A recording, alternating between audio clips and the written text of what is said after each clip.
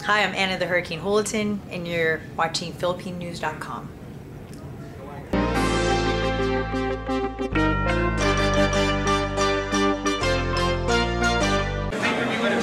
Brought to you by HBO.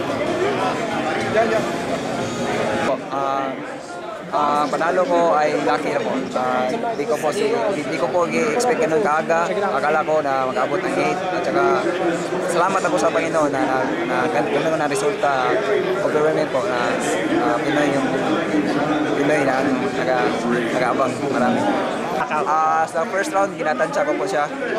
Yun po yung game plan namin na tansyahin yung kalaban sa first round. Tsaka sa second, nung nagpakawala po siya, nang na-corner ako, alam ko, nakikita ko po yung mga suntong niya na parang open siya. So gi-try ko po na magipagpalitan at saka yun, nasa po lucky po.